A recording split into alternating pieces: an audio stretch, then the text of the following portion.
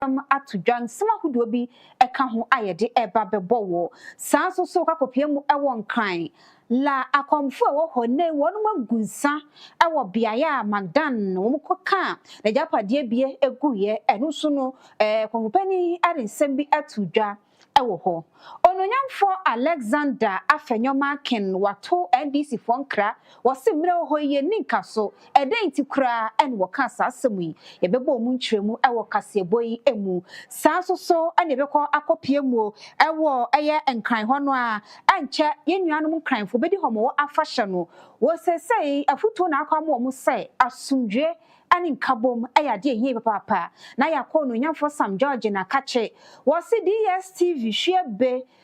August bosun de tosun son sa ebo a wonu mapagya mu ekwohwo no NC enhwe se wonu beti so wonu ante so a Ghana tintontan wonu betwem a entumi emu adwuma ewo ha yero beko enigidie mu nsemu ne yakwa ama no ne hye ne so se dwedie mu nsam so eba wa akwam midi ane da chehema afia akonua etwa emu aba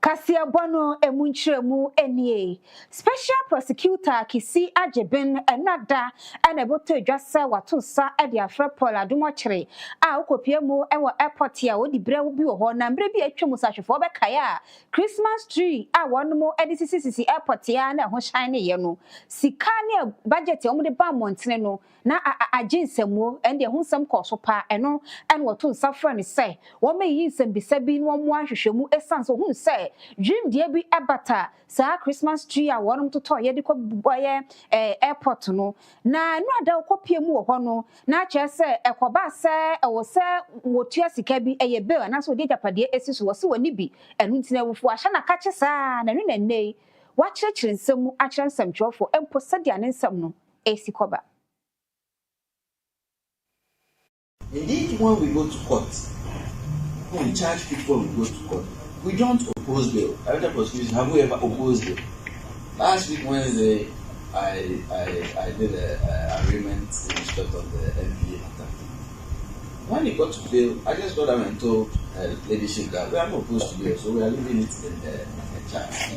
We don't oppose bail. We do not use bail to punish individuals in this office. What we do is just to secure by law your attendance in respect of the investigations, and if we are minded to take it to court, if we think we have the requisite evidence. So here, when you are, this is to the general public, when you are invited, it's not an invitation, when you are directed to come here as a suspect, mind you have to post bail. And that is why in the direction, the communication directive, we tell you that you may come along with counsel of your choice. Immediately you go for counsel of your choice. The person, by his or her training as counsel, knows that if you are being directed to show up as a suspect, you will be required to post bail. Well, special prosecutor in Semuno or the two just says Sakobani say, ye OSP, a yakisia jibin edi free word ya, nene ye fancy ye trim se dream pro any can cancel, ye be ye free trim cry. Corruption agency, which will be unaffected by all these considerations, and it is always for all seasons. So if you roll it up and you take it back, because this is the only method that can save the country, fight corruption. I mean, you may not like the special prosecutor, you may not like the deputy special prosecutor, director of investigations, or director of prosecutions, but that is beside the question. It's about the institution. You have to fight corruption. This is the question. And the trappings we give it, and the agencies that attend on the mandate of the special prosecutor showed to the world that for the first time, Ghana is really serious about fighting corruption. Eno achino ana OSB edi atudwa se hu benya se Ghana mamra no ye be ensesaye edi afa dream pro ne kankan ehu. You know, by a constitutional setup under Article 19, presumed innocent. But there are certain circumstances, especially by way of illustration, the narcotic offences. You know, the narcotic offences, there's a reverse bonus on the abuse person. Yeah. If you are caught with okay. You have to explain to the state how you have cocaine in your possession. It is not for the state to prove that you did not have the requisite authority to hold it. And it's the same thing we played before the Constitution Review Committee that puts in the Constitution a presumption of corruption. A reverse bonus clause tied to lifestyle budget.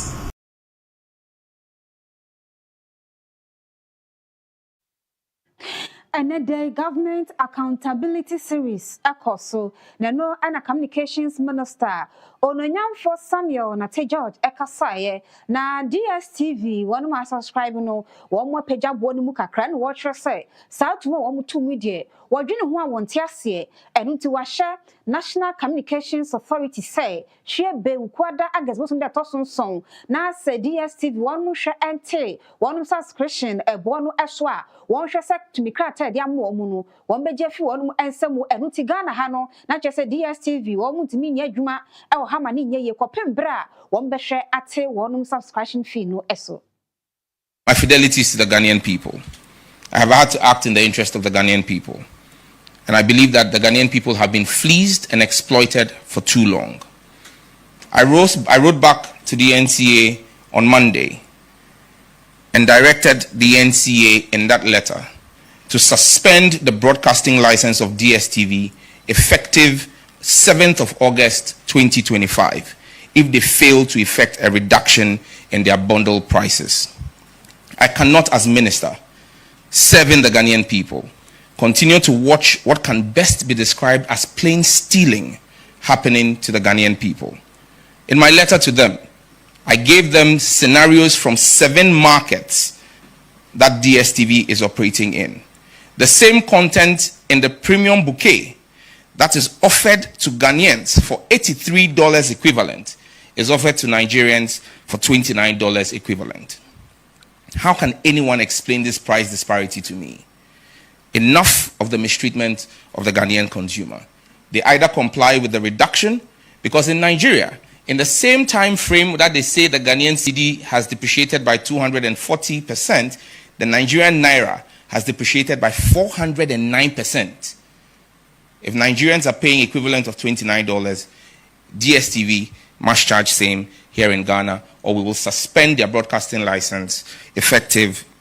7th of August 2025.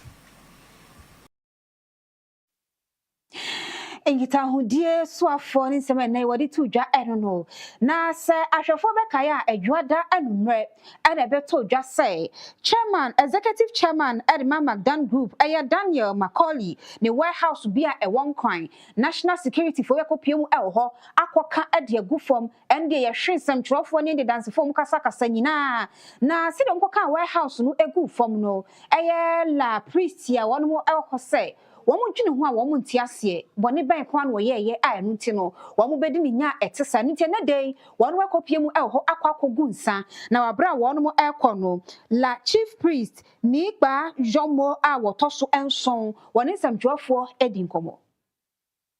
when we come back men so alima so abi benwa ye ko make a come back I bought down there facha bu kwa amena go kwa pe to wa ye do pasa oni adu na so ru ya ba we aye e do do ma ne be o sabo la de pe na ni wa ye ko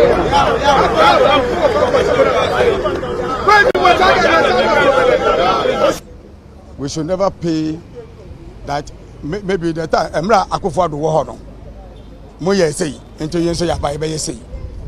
OGD say and this betima tra power until the kingdom come akongwa na be sisa o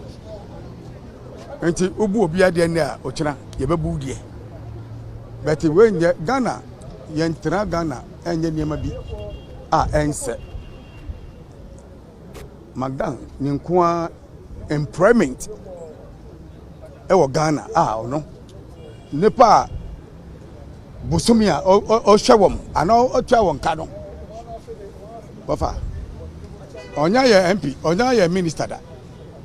anso nipa omano omunsako omano no o Magdan sam no be your imagination.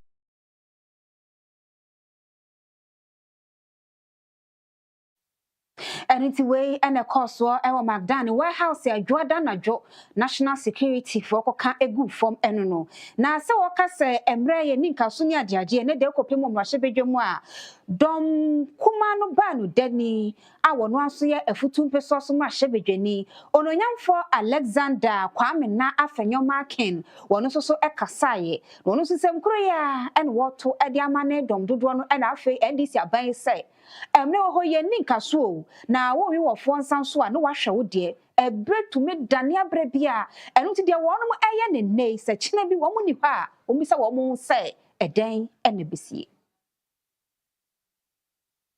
24. Ghana's gross international reserves stood at $8.9 billion, a healthy buffer, well ahead of IMF targets. The minister in mid-year review proudly announces that reserves have further risen to 11.212 billion by June 2025.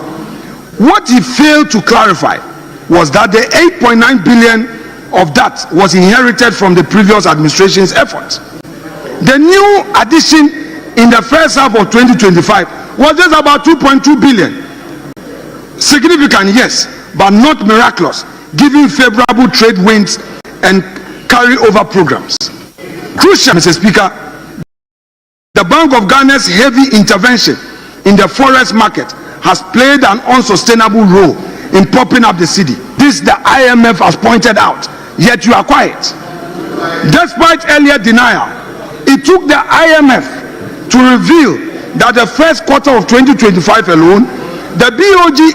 injected 1.4 billion of reserves into the market to support the city.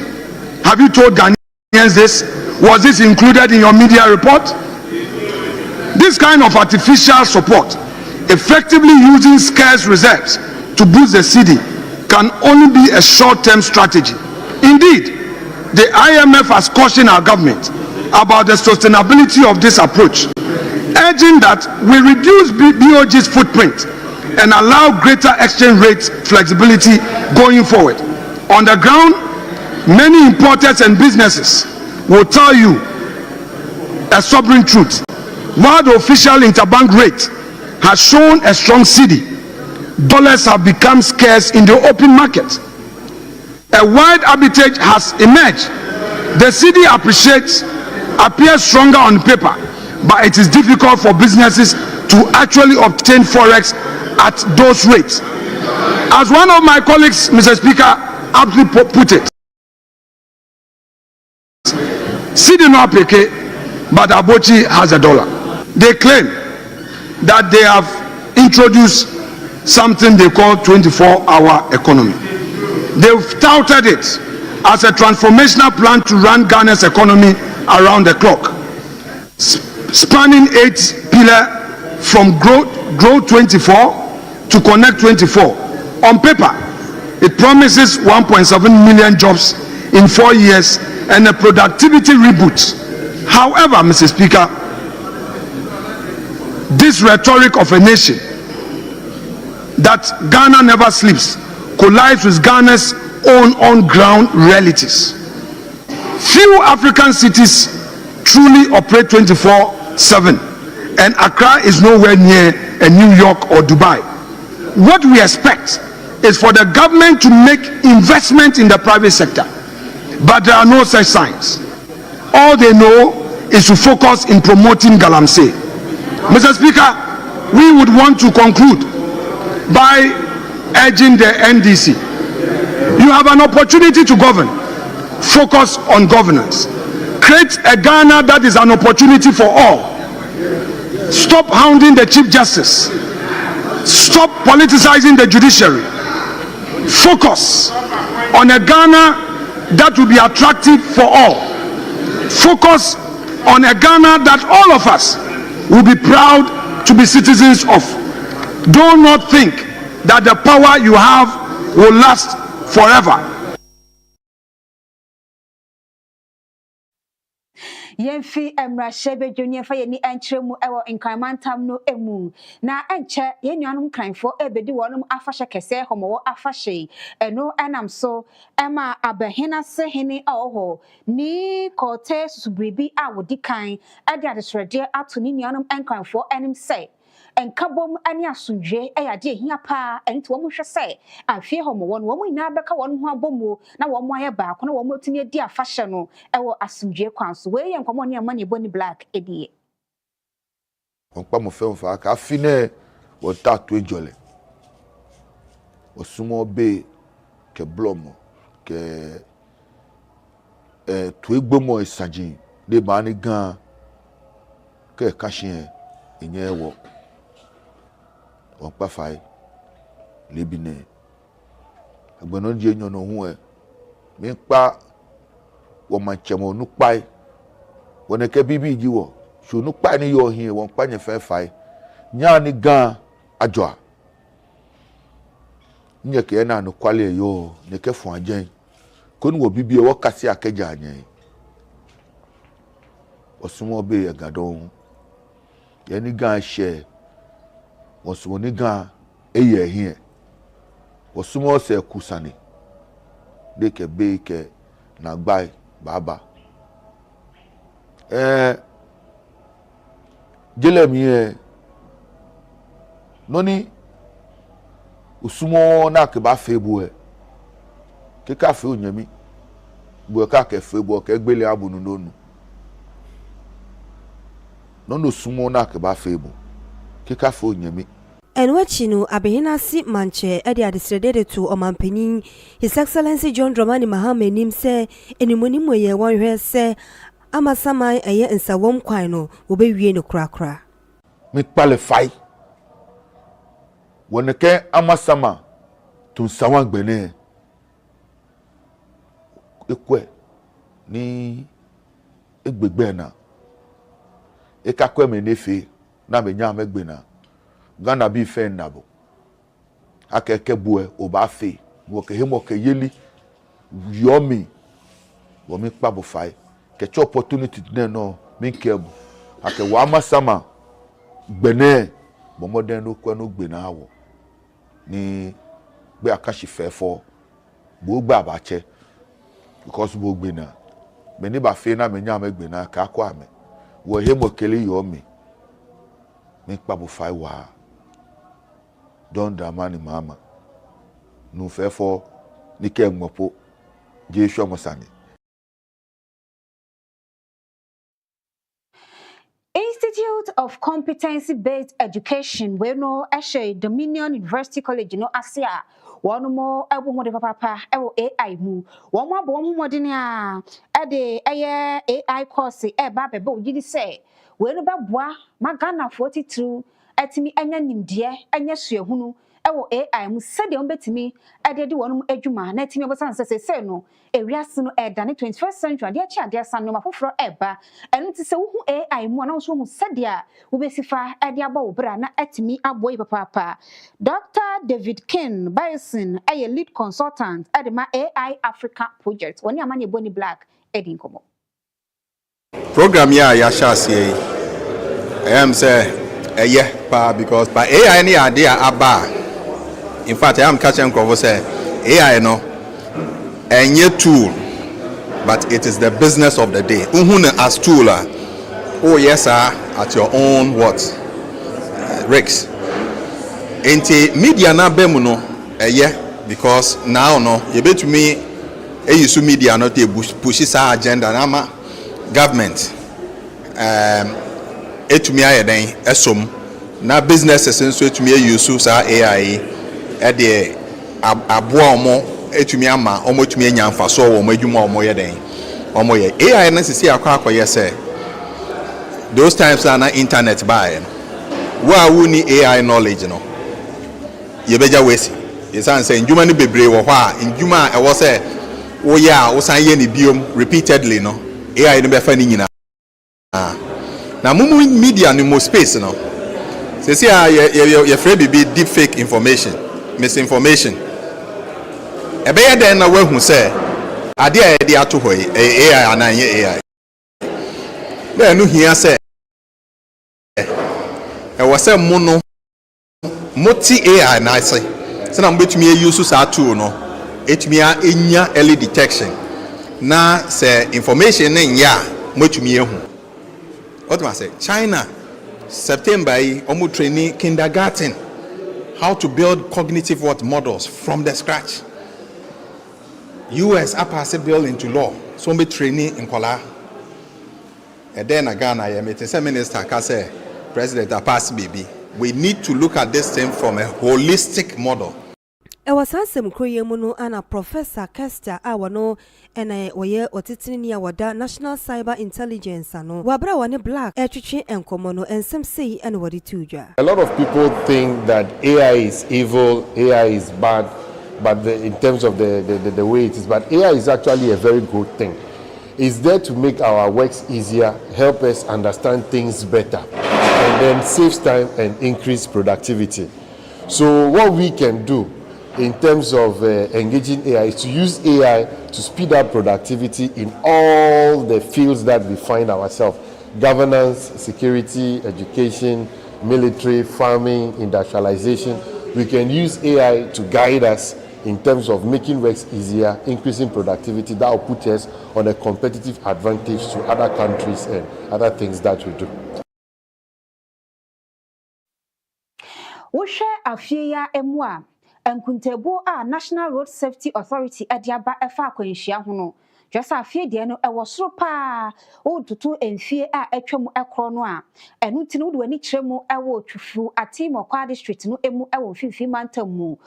eye atoye nkyemboafo kuo kwanjwafo pani oda wonum ano e de adesrede ekọ ama asofo imam ene traditional leaders say so omunya akwanya say wonum nsorema womne wonum manfo edi nkoma mmodina emmo ekwan ho kusakuse dawro ene nkyerkyere emfa ma womne ntimemua enti akwanhia so ewo man emu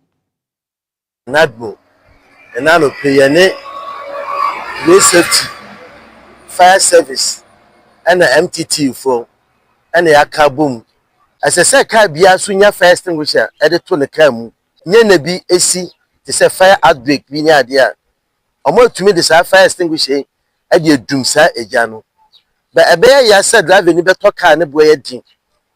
na fire extinguisher ne bo nya din oni bi da ne car mu na timenu fo mo ba fro ne car eja betu ya tom na car na ahye Yankopan fefia ahye sa passengers na kan we na nadbafu ese ye hwen a ye ntran e ma sa atonye nchem no esi across the country baby a obi a o ye shenkani a commercial drivers private cars and commercial cars na obi bia nya fire extinguishers and the necessary enyoma o say unya wo kan ma BBC a obetumi e de asolve sa problem no o so unya and nti obi a otie e fa sa stations a Yakasa faso nyinano utia do the needful thing. That's what we are saying. Mr. Pradity ujasa akwenhia bebrete si no aya na efri nipa eno nti wodi efutu ama drobafo se wontwe wo ho emfri ne ebone ho ene ema be nam so ama akwenhia esi no wo mu enyimfri ho no mo akwenhia esi hinano onhwema me hu se oha nchichem edi okno 90% eye nipasu nkani se wotena stie echi na wo komirika na ekwan ne ya obenya akwanhia wo ye wrong overtake na obenya akwanhia ekwan na akwanhia ne ye nipasu ne ye pese ye hwese ye behu se ye na ye be kambom na wo mo be hwese wo mo fire extinguisher anya fire extinguisher keke ye kire wo mo so senia wo mo de fire extinguisher ne ebedi dwuma nkofo mieni na wo bodi asofo ene ahemfo ene ye imam no mo ne ade no wo se wo mo betumi aboa dwuma ye kese nti Jetwa kasiebono eso dia na yenkopiemu ewo wasa ateku a enono ewo atoye mantamno emu na ene asem member wo eho en wodi adesrede eko ade ama ban se wonum hia mo papa suku anya kurakuro no wonum ahia senior high school yi ebi se betimi aboa ma enkoda ne mebu no wo fi ho eba no wo mso benya suku mu chefa ewo empotam ho enu timprempre dia wosre aban en se wo mesi senior high school bi wo ho enfam wo mo gidi se obeye sade mo a ebeboa since I remember ya asame man no na the youth leader eba no development me na medie nim na me adom ba ya asame man no so no ma bebre wo ho a ma ye bi de gu akro no ebi ne se okọ Roman school a me na me si urine wo ho de ma school no na okọ Martin schools me si 2 classroom blocks de ama school na me gu so a akaka ma wie ne ma yi me se fro na oba Roman school won so baka omo kwan a ewo ho no kwan ne ye da ho nye nde from 1980 ho line no kwan na say sa kwan no so ewo under construction a egu so a ye pembo afrim penifo na ya hwese penifo betumi aboa ye na ya ye na ye ba na take market bi so ho a koda for ne yes a market no eno so ba me de communal labor aye ho adwuma me de ho krata akwa asamra egu so a asamra ni betumi aboa ye amma ya no ye se omba behwe na ọma ye na ọma ye ọmọ sa e de firi ho asa asambe mema de me gidi se obi aba se ope development e de amane electoral area enti se me ba ye ni ọmọ aba abaye bi ko no ni aka na ye ba abeto aso me gidi se ye mampani a wa bayi won hyehyɛ bebre e de ma Ghana man nyina ebi baka wasa yi na ebi aka Ateku electoral area kakra me srefi no ho ne se Ateku ye hia mo bebre mo a ye hia edikan pa ye asomdwe se omampanyin no beboa na asomdwe abakroma sanse sisi ame no ka se ekuro enyina yi e wo na asomdwe mu na se eno so firi ho na asomdwe bakroma de a ene na nke ebehia secondary school government secondary school ankasa ye ni bi e wo Ateku area ha enti mgidi se eno betumi aboa ye market nso ameka ho asem enye completed enti mesre se omampanyin na oteso no obeboa na ye market etumi adi mu ama ye ma no ye ma amemo no so no ye nuanom ye busuafo no so etumi aye adwuma na omo so omo sa akọ omo ano afi na ye kwan a eda Ateku etu achampem da aman Ateku edekọ tufu praso eno so ye behia ne moa omra na omaboa ye na Ateku no ye akachiri sisi a me no kasa asase me ma no mebutai pa esimeni so no pa edikan ye se meboa na mpenifo aboa me na yama ekuro no ginabe wo mu ewo basbase mu asomdwe abakroma esa asomdwe bakroma hawia afi na development na wo mani so a bebe boss nyina no gidi se mpenfo baboa me na ni nyina edimu enti mpempren de ehia asomdwe e de ama Ateku electoral area sa Ateku enya asomdwe a eno bema imputo bebre e de abakroma se ye kase ehia asomdwe a obi anim ade kora e ma asomdwe makroma enti mesere se obi antwene hu free sade no mu na asomdwe enfantma paimfura ewa Ateku electoral area esa asomdwe abusia wo ensem fufuro mu no wode wani akire mu ewo Busuntwe district no emu a ekuro bi a edi aduaban na Zongo community a ewo ho wo mo kire se aye nana ama chifa a wotoso mienu won wo ye aduaban hima ana afa wotumfo adonten hima ewo mpotam ho wonum Zongo hina wo mo asin no watu na de so ya wo ya ha wo mo pa enti wo mo stress ni manim ya empenfo mre mu no wo mo hwehwe yi enti sanso susu sel hima yi dia wo ye no ankoye ya beto wo mo ha no sese ya ba ne o mo si hinu o mo si hinu na ya nana no ya frɛ no nana danso a one nana o hwe so na wo mo susu ewo kremufo no o mo ye musufo o mo ne dikan aba Zongo no ti o mo siase o mo besi hinu no o mo frɛ o mo no o mo si dadi ahina na me se aya yi to mo frɛ nya mo ntimi ntafre ayi no ti o mo di ahina ne ma ye ti ama ya papa no kosae ama mo si dɔte hini o mo si no ama na konya a se nana no kontini bodwa ya nana no kotena se ne chiame na ono so na konya wo a woni wo mo ye nyina nti se o mo frɛ Zongo fo no a ye ne ya hene ko a na o mo susu aye mpanfo o mo ye eba baka ye ho ama ye nyina ti Zongo a ye di bu Zongo no enche na ya nana no afirim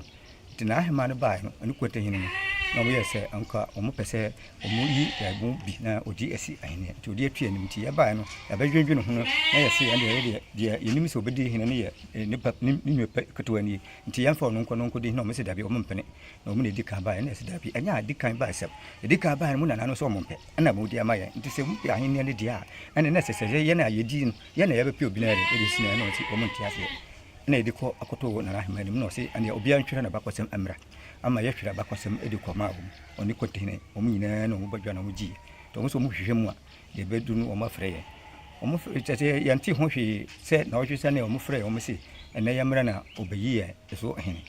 nti yɛkɔduru hɔ no ɔse ɔmo bɛto aba nti ɔmo to aba ɔmo sɛ ɔmo yi wɔfa ɛwɔm sɛ yɛ nyinaa yɛbɛtena Ghana ha deɛ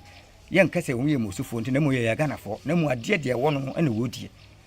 so ate aseɛ nti yɛnim sɛ yɛna ɛsɛ ahenneɛ no mu deɛ ma yɛdeɛ a na sɛ mu pɛ pani adi zongo so a adɛ nti ana mo mpɛ deɛ na ahenneɛ no wɔ no so no na pani wɔ mu na wagye pani no afiri yɛn nsɛm adi akɔma ɔno nti ɛno no na ma yɛnte aseɛ sɛ yiyi mu aba mu hene yɛ pɛ mesapea asapea na afei so kama wɔm pɛ ahenneɛ da no wafa no a wɔahwehwɛ no wɔm de nsi zongo mpanyimfoɔ no na ne baba se wɔntumi di hene ɔdi hene a ayɛ halal ina wndi ba nana yi danso na jahin ayada anne wndi okay na yesi ade hene ne ma yɛmfa ahene mbra na mo sufo no se wo mo fra nyame wo mutumi enkwa ahemfie enkokun odwan entafre sekan ko wacho yade apenya sakia na sport se obedi hene wo ensam fufuro mu no beto dwa se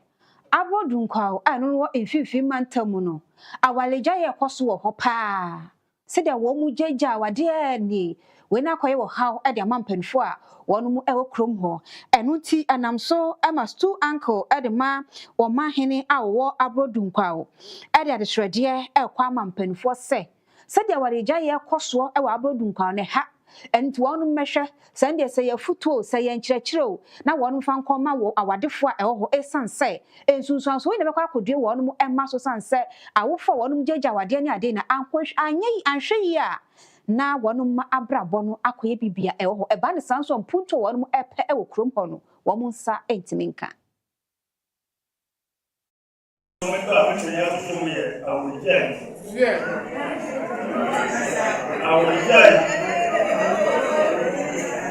I will tell you that I was saying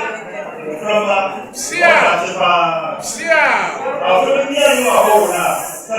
Only I know only a woman.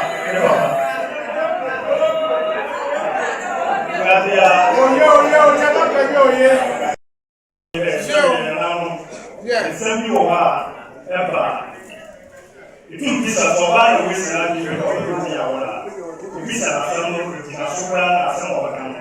enya da yitu na sukura wani yo sabe ba ku praka o se ato o ti sa wo ma yi ni ma bo ako chi ku ru o da o ha ku o no pra edo yesi o ga ka te o wu no o yo o ti se wo sha wa wa ja to o de ni ti asu o ma o ku be o yo ba ku sha o to wo ti ga e ti asu ni ti ya so this Adibia so when we finish our water, that way 3 days in our home. 3 days on your home, Sally. Yes, man, okay. It is a man, some people in my side, and I'm going to be over. No one will be a house only who are. Using Isabella as a wire, no one was there. Very much already no more. So we must have about the future. Nothing or we ever also there. I am kidding. Yes, Timo must have. I will tell you what I think. Yes, oh my yeah, and now this is phone. Yeah, what I see here. Yeah, that is the job. Yeah, that's all. I send you question. We are one more. Yeah, I really got you. Yeah,